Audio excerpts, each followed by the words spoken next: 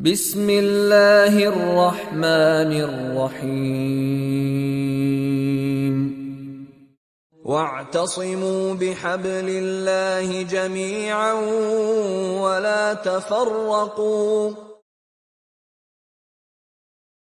میرا نام یوسف ایسٹس ہے اور بنیادی طور پر اب میں واشنگٹن ڈی سی کے علاقے میں رہتا ہوں، اور میں اسلام کی طرف مائل ہوا تقریباً 20 سال قبل کسی بہت ہی خاص وجہ سے۔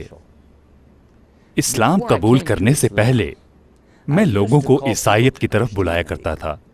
میں جہاں بھی جاتا میں اپنی بائبل اٹھائے پھرتا، میں صلیب یا کراس پہنے پھرتا، اور حتیٰ کہ میں ایک ٹوپی پہنے ہوا ہوتا، ایک ہیٹ جس پر لکھا ہوا ہوتا کہ جیزس یعنی عیسیٰ خدا ہے۔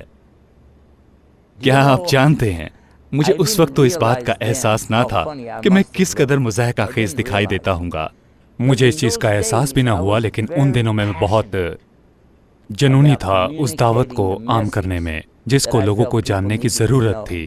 پیغام محبت سے متعلق، امن سے متعلق ایک پیغام، اور ایک پیغام اچھا انسان ہونے سے متعلق، تاکہ جب قیامت آئے گی، روز آخر، تو وہ اس کے لیے تیار ہوں۔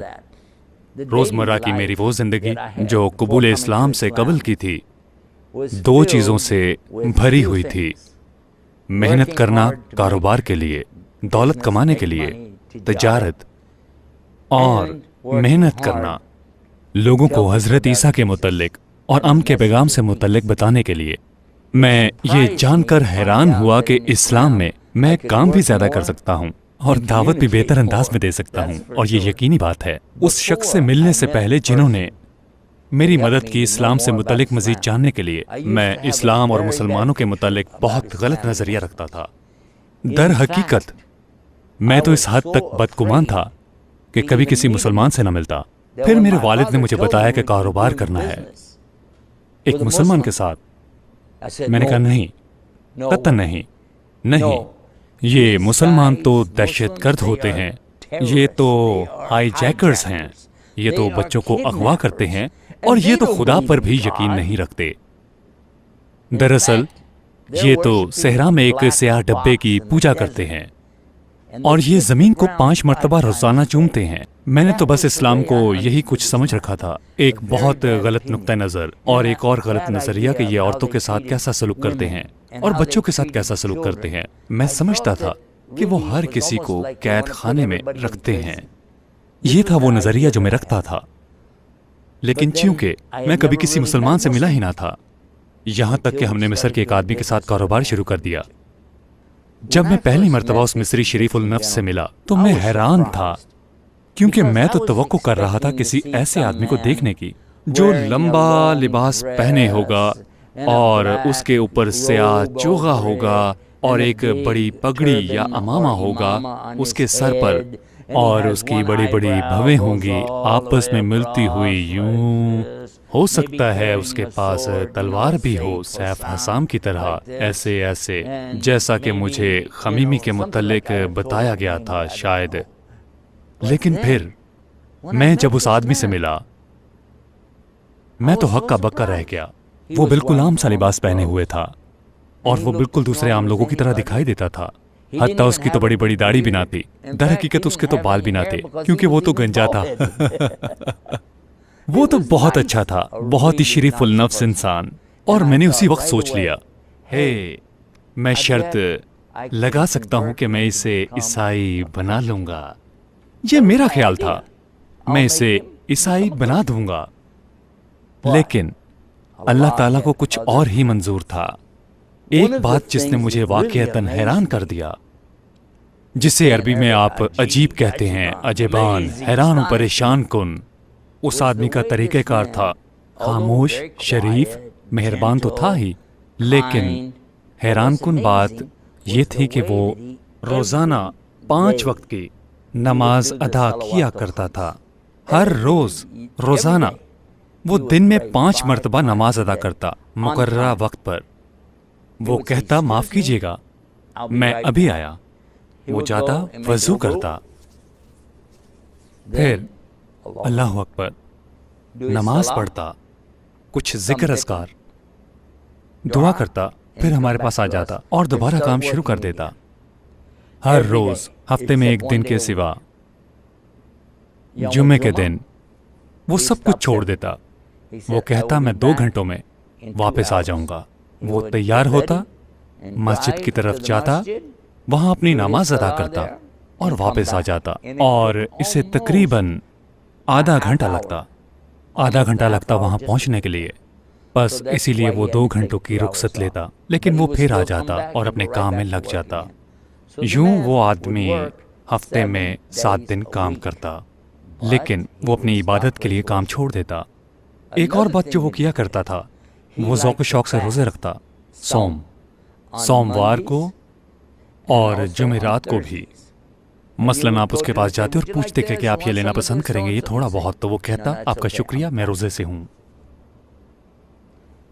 ایک حیران کن بات اس سے متعلق، حتیٰ کہ میرے والد نے بھی اس سلسلے میں بات کی تھی کہ وہ کس قدر ایماندار تھا. کسی بھی وقت کوئی بھی تجارتی لین دین ہوتا، کوئی بھی، وہ ہمیشہ یقین دہانی کرتا کہ خریدار نے قدر و قیمت حاصل کر لی ہے. جو بھی معاملہ وہ کر رہے ہوتے، اور یقین کرتا کہ جس چیز کا انہوں نے وعدہ کیا تھا وہ اس نے لے لی ہے.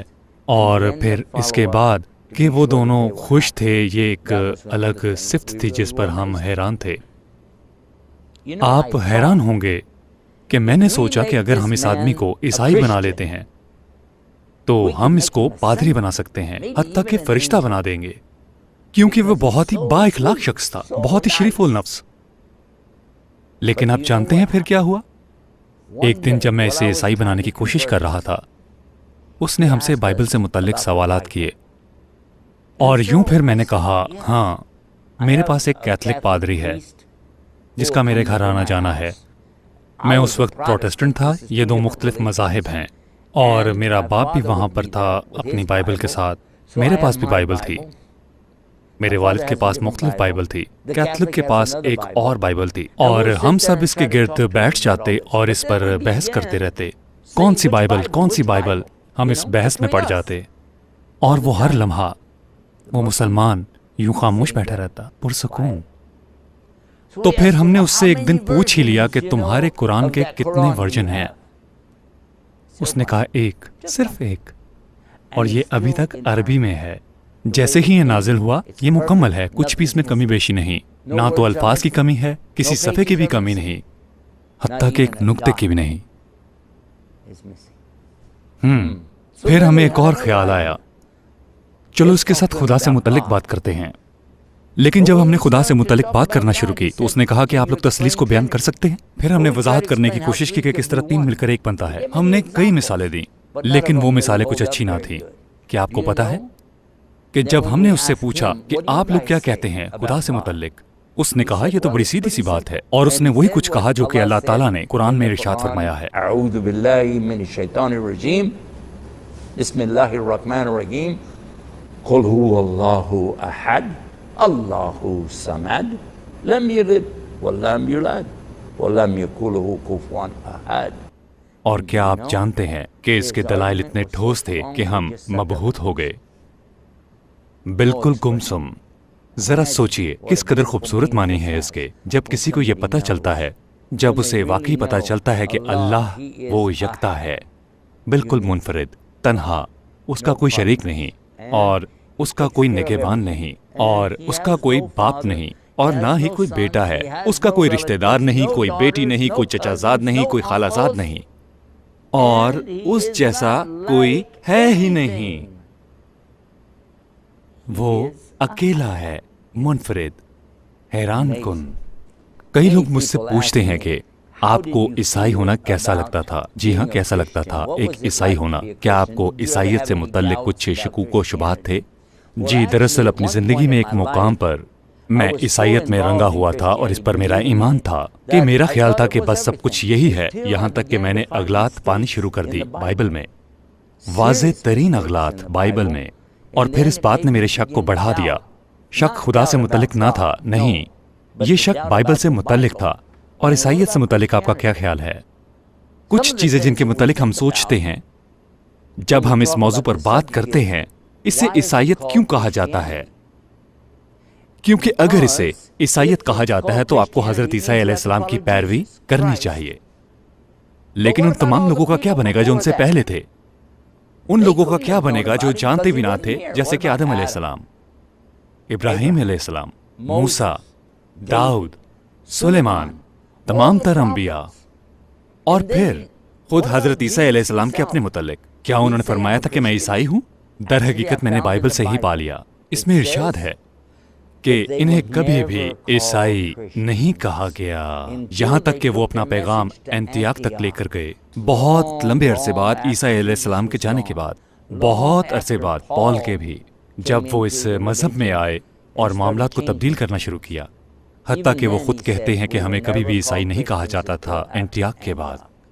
پھر میں نے سوچنا شروع کیا، اگر نام ہی درست نہیں ہے، کتاب میں کئی اخلاقات ہیں، میں نہیں جانتا، لیکن جب میں نے دیگر ترجیحات پر غور کیا، دیگر مذاہب پر، تو میں واقعتاً کچھ زیادہ متاثر نہ ہوا۔ میں نے حقیقتاً اسلام کے متعلق کچھ بھی نہ سن رکھا تھا، اور میں کسی مسلمان سے بھی نہ ملا تھا، یہاں تک ایک مصری دوست سے میری ملاقات ہوئی، لیکن پھر میں نے کچھ ایسی چیزوں کا مشاہدہ شروع کیا جنہوں نے مجھے ایک خوبصورت تعلق دکھایا۔ ان میں سے ایک چیز جو میرے مصری دوست نے مجھے بتائی وہ یہ تھی کہ ہم مسلمان حضرت عیسیٰ علیہ السلام پر یقین رکھتے ہیں۔ میں نے کہا کیا؟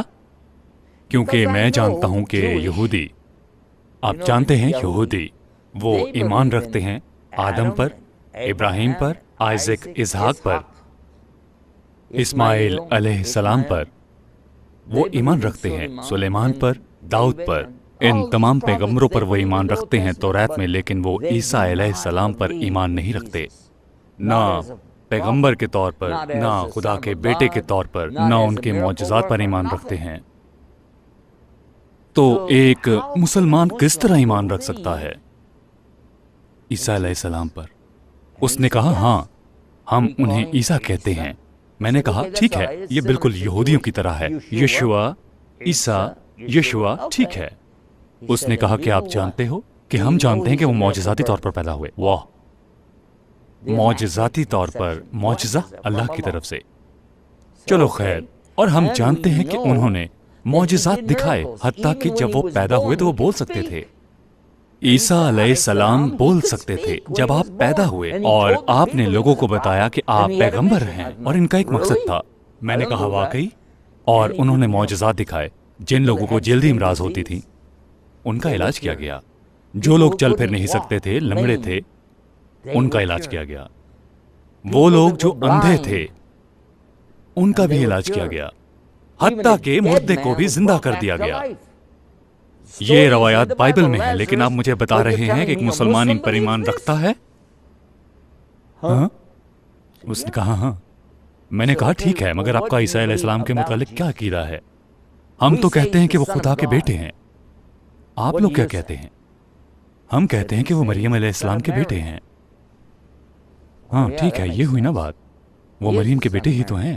اس نے کہا کہ یوں ہمیں اس مسئلے پر بحث کی ضرورت نہیں ہے کہ وہ خدا کے بیٹے ہیں۔ اللہ کا بیٹا، اعوذ باللہ، استغفر اللہ، اللہ کا کوئی بیٹا ہے؟ اعوذ باللہ۔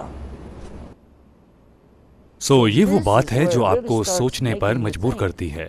مسلمان بھی ایمان رکھتے ہیں بالکل وہی، تقریباً بالکل وہی، جی ہاں بالکل وہی، لیکن ہو سکتا ہے تھوڑا سا مختلف، کیونکہ جب ہم خدا کے بیٹے کے موضوع پر آئے تو اس نے کہا نہیں، مریم علیہ السلام کے بیٹے، جی ہاں، معجزہ، جی ہاں، حتیٰ کہ کلمۃ اللہ، اللہ کا کلمہ، جب اللہ کچھ کرنے کا ارادہ فرماتا ہے وہ صرف یہ فرماتا ہے کن فایا کن، ہو جا، اور وہ ہو جاتا ہے۔ اور یوں اس نے حضرت عیسیٰ کو پیدا فرمایا، اور میں نے کہا یہ تو بائبل میں ہے، اس نے حضرت عیسیٰ کو پیدا فرمایا، بی اینڈ اٹ از، اور یوں اس نے انہیں پیدا کیا۔ سو مریم ماں ہے اور خدا خالق ہے، بالکل ایسے ہی جیسا کہ میرے مسلمان دوست نے مجھے بتایا۔ میں نے سوچا اوہ، اگر یہ معاملہ ہے تو اس کے علاوہ تمہارا ایمان کیا ہے؟ اس نے کہا ہمارا ایمان ہے کہ وہ فوت نہیں ہوئے، وہ تو اللہ کے پاس ہیں اور وہ آخری دنوں میں نازل ہوں گے۔ او میرے خدا، میں نے کہا یہ آدمی تو آسان شکار ہے، میں تو اسے ابھی عیسائی بنا سکتا ہوں، یہ تو بالکل آسان معاملہ ہے۔ لیکن پھر ایک واقعہ ہوا، ایک بہت بڑا واقعہ ہوا۔ کیتھولک مبلغ میرے دوست نے کہا میں مسجد میں جانا چاہتا ہوں، میں یہ دیکھنا چاہتا ہوں کہ یہ وہاں کیا کرتے ہیں، اور وہ مسجد میں گیا۔ جب وہ واپس آیا میں نے کہا ادھر آؤ، انہوں نے وہاں پر کیا کیا تھا؟ کیا انہوں نے وہاں جانور ذبح کیے تھے، یعنی ذبیحہ، یا ایسی کوئی چیز یعنی کہ بم وغیرہ؟ اس نے کہا نہیں۔ اس نے کہا وہ ایک قطار میں کھڑے ہوئے، صف بندی، پھر وہ ایسے کھڑے ہوئے۔ اس نے کہا کسی مانک یا پادری کی طرح جب وہ خاموشی سے عبادت کرتے ہیں، اس نے کہا وہ خاموش تھے اس طرح۔ میں نے کہا واقعی؟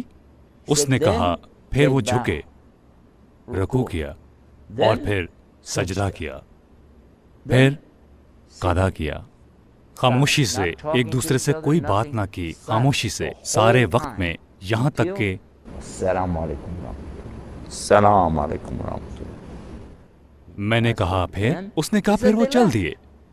میں نے کہا کس قسم کی موسیقی انہوں نے بجائی؟ اس نے کہا انہوں نے کوئی موسیقی نہیں بجائی۔ کیا آپ خدا کی عبادت کیسے کر سکتے ہیں بغیر موسیقی کے؟ میں چونکہ ایک میوزک منسٹر تھا، حیران رہ گیا، کیسے؟ موسیقی نہیں تھی؟ اس نے کہا نہیں، کوئی موسیقی نہیں۔ مجھے اس کے بارے میں مزید پتا چلا، مجھے اور کچھ پتا چلا، میں نے اس سے متعلق اور بہت کچھ سیکھا، اور جانتے ہیں پھر کیا ہوا؟ اب میری باری آئی، میں بہت ہی متجسس ہو گیا، تو میں نے اس مسلمان سے سخت ترین سوالات پوچھنے شروع کر دیے۔ تم اس کے متعلق کیا کہتے ہو؟ یہ کیا ہے، وہ کیا ہے، وغیرہ۔ میں نے سن رکھا تھا کہ مسلمان یہ کرتے ہیں، وہ کرتے ہیں۔ جب بھی میں اس سے سوال کرتا وہ مسکراتا، اور پھر وہ مجھے کئی اچھی باتیں بتاتا، اور میں سوچتا ہاں یہ تصور تو میرے ذہن میں تھا ہی نہیں۔ در حقیقت جب میں نے عیسیٰ علیہ السلام کے بارے میں غور و فکر کیا کہ آپ کا کردار کیا تھا، آپ کا عمل کیا تھا، آپ کا لوگوں کے ساتھ سلوک کیا تھا، کیسا تھا، اور میں نے اپنے آپ سے کہا یہ آدمی، یہ مسلمان حضرت عیسیٰ کی سیرت پر زیادہ چل رہا ہے عیسائیوں کی نسبت۔ یہ کبھی شراب نہیں پیتا، یہ کبھی بھی سگریٹ نہیں پیتا، یہ کبھی جھوٹ نہیں بولتا، یہ کبھی دھوکہ نہیں دیتا، یہ خواتین کے پیچھے نہیں پڑتا۔ آپ سمجھ گئے میں کیا کہہ رہا ہوں؟ نہیں، در حقیقت جب خواتین قریب آتی تو اپنی نظریں نیچے جھکا لیتا۔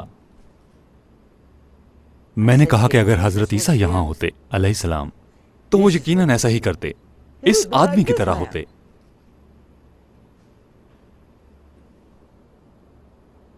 میں ابھی بھی حیران ہوتا ہوں کہ میں اسے عیسائی کیسے بنا سکتا تھا۔ یہ ابھی بھی میرے ذہن میں ہے کہ میں اسے کیسے عیسائی بنا سکتا تھا، لیکن اس کے ساتھ ساتھ میری یہ تمنا بھی تھی کہ کاش میں بھی اس آدمی جیسا ہوتا، کیونکہ اسے قلبی سکون میسر تھا۔ خواہ جو کچھ بھی ہوتا، اگر سڑک پر ہمارا ٹائر پنچر ہو جاتا تو وہ سکون میں ہوتا۔ الحمدللہ، قدر اللہ۔ میں اس کا مطلب نہیں جانتا تھا، وہ کہتا قدر اللہ، ماشاءاللہ، میں اس کا مطلب نہیں جانتا تھا، لیکن وہ یہ کہتا اور مسکرا دیتا۔ اگر ہماری گیسولین ختم ہو جاتی، ایندھن، الحمدللہ، قدر اللہ۔ اگر میرے پاس ادائیگی کی رقم ختم ہو جاتی، قدر اللہ، ماشاءاللہ۔ خواہ جو کچھ بھی ہوتا وہ ٹھیک رہتا۔ میں حیران ہوتا کیسے یہ آدمی اتنا پرسکون ہے ہر وقت۔ میری تمنا تھی کہ کاش میں بھی ایسا ہوتا۔ آپ جانتے ہیں کہ جب میں اپنے اس مسلمان دوست کے بارے میں سوچتا ہوں تو میں ہنس پڑتا ہوں، یہ سوچ کر کہ کس قدر صبر و تحمل کا پیکر تھا میرے ساتھ، کیونکہ میں بتاتا رہتا کہ یہ ہے، وہ ہے، اور آؤ عیسائی بن جاؤ وغیرہ، اور وہ مسکراتا رہتا۔ بالآخر ایک دن اس نے مجھ سے کہا جان لو میں تمہارا مذہب اپنا لوں گا اگر تمہارا مذہب میرے مذہب سے بہتر ہوا، لیکن تمہیں ثبوت لانا ہوگا۔ ثبوت؟ اسلام میں ہم جانتے ہیں کہ دلیل بہت ہی اہم چیز ہے۔ اگر آپ کو کوئی بھی کوئی چیز بتاتا ہے تو کوئی دلیل میرے بھائی، صحیح؟ لیکن عیسائیت میں مجھ سے کبھی کسی نے ایسی بات نہیں کی تھی۔ کس قسم کا ثبوت؟ ثبوت؟ میں نے بھی اس سے کہا کہ ثبوت؟ مذہب کے لیے تو کوئی بھی ثبوت نہیں، یہ تو عقیدہ ہے، صرف یقین ہے، کوئی دلیل نہیں۔ اس نے کہا اسلام میں ہمارے پاس یہ دونوں ہے، ہمارا عقیدہ بھی ہے لیکن ہمارے پاس ثبوت بھی ہیں۔ اور جب اس نے یہ کہا تو یہ فوراً میرے ذہن میں آیا، اور میں نے اس سے کہا کہ کیا تمہارا مطلب یہ ہے کہ تم بیٹھو گے اور مجھے بتاؤ گے کہ بحیثیت ایک مسلمان تم یہ ثابت کر سکتے ہو کہ کہیں کوئی خدا بھی ہے؟ پھر اس نے مجھ سے کہا تمہارا مطلب ہے کہ آپ ایک پادری کی حیثیت سے بیٹھیں گے یا عیسائیوں کی طرف سے یا سیکھیں گے؟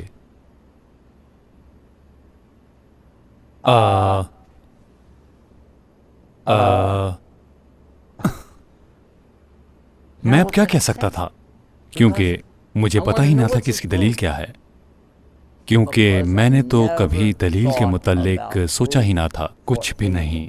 بس آپ نے کسی کو کچھ کہتے سنا اور آپ یقین کرتے ہیں، وہ کہتے ہیں کہ بائبل میں یہ کہا گیا وہ کہا گیا، آپ دیکھتے ہیں اور پڑھتے جاتے ہیں، آپ اسے کبھی نہیں پاتے۔ آپ نے یہ کہاں سے کہا؟ اس نے یہ کہہ دیا، اوکے میں یقین کرتا ہوں۔ جی، اسلام میں ہر ایک لفظ کا ثبوت دینا ہوتا ہے، نہیں تو آپ کچھ نہیں کر سکتے۔ اللہ نے فرمایا قال اللہ وقال رسول، یہ اسلام کا حق ہے۔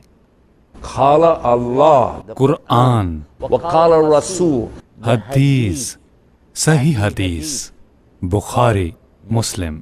میرا مسلمان دوست اسلام کی مجھ سے وضاحت کرتا، وہ مجھے اسلام کے بارے میں بتاتا اور قرآن میں سے وضاحت کرتا، اور وہ عربی میں نقل کرتا۔ مجھے عربی نہیں آتی، زیرو، عربی نہیں آتی تھی ان دنوں، مجھے ایک لفظ بھی نہیں آتا تھا، حتیٰ کہ السلام علیکم بھی نہیں، بالکل نہیں۔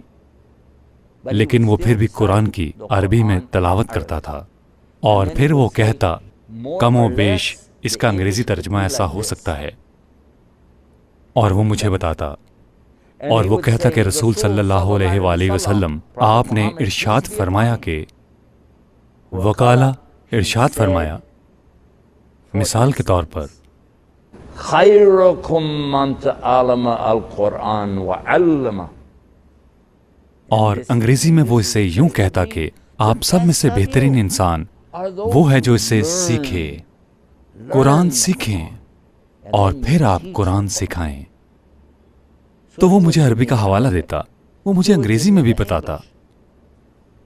بعض اوقات، اور غور سے سنیں، بعض اوقات وہ قرآن مجید کی تلاوت کرتا فوری طور پر، جیسا کہ وہ کہہ دیتا بسم اللہ الرحمن الرحیم قل هو اللہ احد اللہ الصمد۔ میں کہتا نہیں ذرا رکو، وہ کہتا کیوں؟ میں کہتا ذرا ٹھہر کے پڑھو، وہ کہتا کیوں؟ میں کہتا میرا دل چاہتا ہے سننے کو، وہ کہتا آپ کو اس کی سمجھ نہیں، میں کہتا میں اسے پسند کرتا ہوں۔ اور بعض اوقات جب وہ تلاوت کرتا مجھے ایسے لگتا جیسے میں رونا چاہتا ہوں، مجھے نہیں پتا کیوں، جیسا کہ جب وہ پڑھتا اعوذ باللہ من الشیطان الرجیم، اللہ لا الہ الا هو الحی القیوم لا تأخذه سنة ولا نوم له ما في السماوات وما في الأرض من ذا الذي يشفع عنده إلا بإذنه يعلم ما بين أيديهم وما خلفهم ولا يحيطون بشيء من علمه إلا بما شاء وسع كرسيه السماوات والأرض ولا يؤوده حفظهما وهو العلي العظيم۔ جب وہ یہ حصہ پڑھتا، جب وہ کہتا وسع كرسيه السماوات والأرض، تو میں اسے کہتا ذرا ٹھہریے، ہو یہ کیا ہے، ذرا ٹھہریے یہ کیا ہے، اور پھر وہ اللہ کی کرسی کی وضاحت کرتا، اللہ کے عرش کی، اس کی تفسیر بیان کرتا۔ تو میں سوچتا اوہ کہ یہ شخص اپنے مذہب کے بارے میں زیادہ جانتا ہے، ایک جیولوجسٹ کی طرح، جیسا کہ میں ایک مبلغ کے طور پر جانتا ہوں۔ یہ کیسے ہو سکتا ہے کہ پادری عیسائیت کے نہیں جانتے عیسائیت کے متعلق جتنا کہ مسلمان جانتے ہیں؟ کچھ مسلمان عیسائیت کو کہیں زیادہ جانتے ہیں کئی ایک عیسائی پادریوں کی نسبت، اور بالخصوص یہ کیسے ہو سکتا ہے کوئی بھی نہیں جانتا اسلام کے متعلق، مغرب میں کوئی بھی نہیں۔ یہ ایک نہایت ہی خوبصورت مدلل طریقہ کار بیان کرنے کا حق اور ثبوت. لا الہ الا اللہ. جب آپ پہاڑوں کو دیکھتے ہیں، جب آپ سمندروں کو دیکھتے ہیں، آپ ستاروں کو دیکھتے ہیں، چاند سورج کو، اور پھر آپ احساس کرتے ہیں کہ یہ سب کچھ حادثاتی طور پر مارز وجود میں نہیں آ سکتا. اس کا کوئی نہ کوئی تو خالق ہوگا. آپ کہاں سے آئے ہیں؟ آپ کو آپ کا دماغ کہاں سے ملا؟ آپ کے ہر دن کا حساب کون رکھتا ہے؟ آپ کو کون جگاتا ہے؟ کون سلاتا ہے؟ آپ کو زندگی کس نے دی؟ آپ کو نئی جلد کون عطا کرتا ہے جب آپ زخمی ہوتے ہیں؟ کون کر رہا ہے؟ کوئی بھی کہہ سکتا ہے کہ اللہ ایسا کرتا ہے، لیکن کسی کے پاس بھی قرآن کا ثبوت نہیں ہے اور سنت کا جو کھلے عام واضح کرتا ہے، ثبوت مہیا کرتا ہے. بار بار قرآن کی ہر آیت میں یہ ثبوت مہیا کرتا ہے. سو اس ملاپ کو دیکھیں. ہمارے پاس ایک آدمی ہے جو ایک اخلاق کا نمونہ ہے. اس کا رویہ اسلام کی خصوصیات، اور اس کے پاس بنیادی علم ہے، بالکل سادہ علم. کس چیز کا؟ اسلام کے 5 ارکان کیا ہیں؟ گواہی دینا، نماز، صوم رمضان، زکوٰۃ المال اور بیت اللہ کا حج. اس نے ان کی وضاحت کی، اس نے ان کی بنیادی ارکان کی وضاحت کی. اور ہم کس پر ایمان رکھتے ہیں؟ امان باللہ، اللہ پر ایمان وملائکتہ، اور فرشتوں پر ایمان. وکتبہ، ساری کتابیں، ساری کی ساری کتابیں جو آغاز سے لے کر گزشتہ دور میں نازل ہوئیں، تمام تر پیغمبروں کی، ورسولہ، تمام پیغمبروں پر. اور ہم ان میں سے کسی میں بھی تفریق نہیں کرتے. اور ہم قیامت کے دن پر یقین رکھتے ہیں. یوم القیامہ، کھڑے ہو جانے کا دن، عربی لغت میں کھڑے ہو جانے کا دن. اور اس نے اس کی وضاحت کی بڑی سادگی سے کہ ہمیں واپس جانا ہے. ہر کسی کو. میں نے کہا رکیے، صرف مسلمانوں کو؟ اس نے کہا نہیں، ہر کسی کو، ہر کسی کو واپس جانا ہے. میں نے کہا کیا؟ سب مسلمان، سب عیسائی، سب یہودی، سب تمام بودھسٹ، سب ہندو، تمام تر کافر، سارے کے سارے قیامت کے دن حاضر کیے جائیں گے. اور اسلام کا 6واں رکن اس نے بتایا کہ وہ ہے قدر اللہ. اور اس رکن کے حوالے سے میں کسی کو عملی طور پر قدر اللہ پر عمل کرتے ہوئے دیکھ چکا تھا، لیکن آپ کسی کو اس رکن کے حوالے سے کیسے بیان کریں گے؟ اس کا مطلب ہے کہ اللہ نے ہر چیز کا مقدر لکھ دیا ہوا ہے. اس کا اللہ کو پہلے سے علم ہے کہ کیا ہونے والا ہے، اور یہ اس کے اختیار میں ہے. ہو سکتا ہے کہ کوئی یہ کہے کہ کیسے ٹھیک ہو سکتا ہے؟ مثلا اگر اللہ نے میرے متعلق کچھ لکھ دیا تو اس پر مجھے سزا اور جزا کیوں ملے گی؟ یہ تو میرا قصور ہی نہیں. لیکن اسلام میں اس نے مجھ سے اس کی کھل کے وضاحت کی کہ اسلام میں ہم جانتے ہیں کہ ہر چیز کا انحصار ہماری نیتوں پر ہے. نیت. پھر اس نے رسول اکرم صلی اللہ علیہ وآلہ وسلم کی حدیث مبارکہ پڑھی. نبی کریم صلی اللہ علیہ وآلہ وسلم نے فرمایا انما اعمال بالنیات، کہ اعمال کا دار و مدار نیتوں پر ہے. لیکن اس کے بعد جو کچھ بھی اللہ کی طرف سے آتا ہے یہ ہے اس کی قدر. اور یوں آپ بحیثیت مسلمان رہ سکتے ہیں. اور میں نے پوچھا کیسے؟ اور اس نے کہا آپ کو جاننا چاہیے اسلام کیا ہے. اور اس نے ایسے انداز میں بیان کیا کہ جو قابل فہم تھا. بعد میں نے ڈکشنری اٹھائی اور یہ لفظ پا لیا کہ اسلام میں سرنڈر، ترک کرنا، اور پھر اعتراف کرنا، اور پیروی کرنا، اور مخلص ہونا. جی ایک منٹ، اگر آپ مخلص ہیں اس کا مطلب ہے کہ آپ کسی کو بھی مجبور نہیں کر سکتے کہ وہ بھی مخلص ہو. یہ ناممکن ہے کہ آپ انہیں مجبور کریں جو مخلص نہیں ہیں. اور اسلام میں یہ ضروری ہے. سو اسلام کبھی بھی تلوار کے زور سے نہیں پھیلا، اسلام بندوق سے بھی نہیں پھیلا، اسلام دل سے پھیلتا ہے. اور اس بندے نے ہماری روح کو متاثر کیا اپنے رویے کے ساتھ، اپنی شفقت کے ساتھ، اپنی سخاوت کے ساتھ، اپنی نیک نصیحت کے ساتھ جو اس نے ہم سب کو دی، لیکن بالخصوص اس اخلاق کے ساتھ جس سے وہ اپنے خدا کی بندگی کرتا ہے. جب وہ کھڑا ہوتا گھر کے ایک کونے میں اور ہم اسے نماز پڑھتے دیکھتے اور وہ اوپر دیکھتا ایسے، اور آپ اس کی آنکھوں میں آنسو دیکھتے اور آپ حیران ہوں گے وہ کس لیے رو رہا ہے. بعد میں مجھے پتا چلا کہ وہ ہمارے لیے رو رہا تھا. وہ اللہ کے حضور دعا کر رہا تھا، یا اللہ، یا لطیف، یا ہادی، یا ہادی، یا ہادی. وہ جو ہدایت دیتا ہے ان لوگوں کو ہدایت نصیب فرما، ان لوگوں کو ہدایت دے. یہ اچھے لوگ ہیں، اللہ ان کو ہدایت دے. اور آنسو اس کے جاری رہتے. واللہ، کیا آپ جانتے ہیں اس نے مجھ سے یہ الفاظ کہے؟ اس نے مجھ سے کہا تھا کہ میں تمہارا مذہب قبول کر لوں گا بحیثیت عیسائی. اگر تمہارا مذہب میرے مذہب سے بہتر ہوا. میں نے کہا ٹھیک ہے، اب تو ہم نے اسے پھنسا لیا، کیونکہ عیسائیت میں جانتا ہوں کہ آپ کو نماز نہیں پڑھنی پڑتی، روزہ نہیں رکھنا پڑتا، آپ کو حج نہیں کرنا ہوتا، آپ کو زکوٰۃ نہیں دینی ہوتی، حتیٰ کہ آپ کو اتنا نیک بھی نہیں ہونا. آپ کو تو صرف یہ ایمان ہونا چاہیے کہ عیسیٰ علیہ السلام نے آپ کے گناہوں کے لیے اپنی جان دی. اس نے کہا نہیں، میرا مطلب ہے کہ میں تمہارا مذہب اختیار کر لوں گا اگر تمہارا مذہب بہتر ہوا تو، لیکن آپ کو ثبوت پیش کرنا ہوگا. میں نے کہا وہی ثبوت والی بات. اس نے کہا جی ہاں، کیونکہ اسلام میں کوئی بھی عمل نہیں کرتے جب تک ہمیں پتہ نہ چل جائے کہ اس کا کوئی ثبوت ہے، ہمیں اس کی وجہ کا پتہ ہو، کیونکہ یہ بالکل ایک الگ موضوع ہے. ہم خنزیر کیوں نہیں کھاتے؟ کیوں کر خواتین کو حجاب کرنا چاہیے؟ کیوں کر مرد غیر محرم عورتوں کو چھوتے تک نہیں ہیں؟ اور کیوں کر ہمیں دھوکہ نہیں دینا چاہیے اور جھوٹ نہیں بولنا چاہیے؟ ان کی وجوہات اللہ تعالیٰ کے پاس ہے، لیکن ہم جانتے ہیں کہ ان کا ثبوت قرآن اور سنت میں ہے، اور ان ذرائع پر ہم عمل کرتے ہیں. اور پھر نہ جانے کیا ہوا، اس نے پھر وہی بات کی. قدر اللہ ماشاء اللہ. مجھے احساس ہوا کہ وہ ٹھیک تھا. میرے پاس کوئی ثبوت نہیں تھا، میں تو صرف بحث کرتا تھا.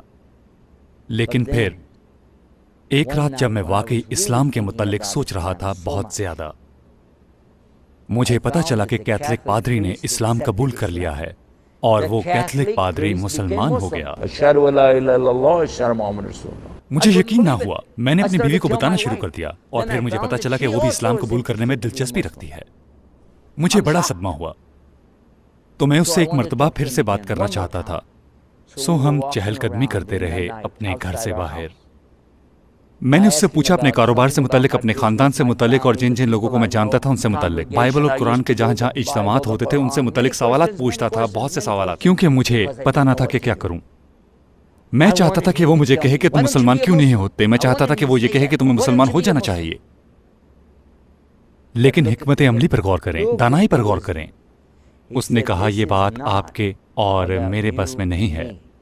یہ نہ تو آپ کے یا آپ کی بیوی کے یا آپ کے یا آپ کے والد یا آپ کے یا آپ کے اجلاس والے لوگوں کے بس میں نہیں ہے. یہ معاملہ آپ کے اور اللہ کے درمیان ہے. سو آپ کو اس سے بات کرنی چاہیے. اس آدمی پر ذرا غور کریں. وہ ایک طرف تو رو رہا ہے کہ اے اللہ انہیں ہدایت نصیب کر، لیکن وہ یہ نہیں کہتا کہ میں چاہتا ہوں کہ تمہیں ہدایت دوں. اس نے اللہ کو وہ کرنے دیا جو اس کی رضا تھی، اور وہ ہمارے لیے رو رہا تھا. وہ نماز پڑھتا، اور جب وہ عبادت کر رہا تھا میں گیا اور میں سجدے میں گر گیا، اور میں نے کہا اے خدا، اگر تو کہیں ہے تو مجھے ہدایت بخش دے. اور جب میں نے اپنا سر اٹھایا مجھے معلوم ہوا، مجھے پتا چلا خدا واقعی ہے، وہ اکیلا ہے، لا شریک اللہ، کوئی شریک نہیں. اور مجھے پتا چلا محمد صلی اللہ علیہ وآلہ وسلم آخری نبی ہیں، خاتم الانبیاء. ان کی پیروی کرنی ہے مجھے، ان کی پیروی کرنی ہے مجھے، اور کوئی راستہ نہیں. اور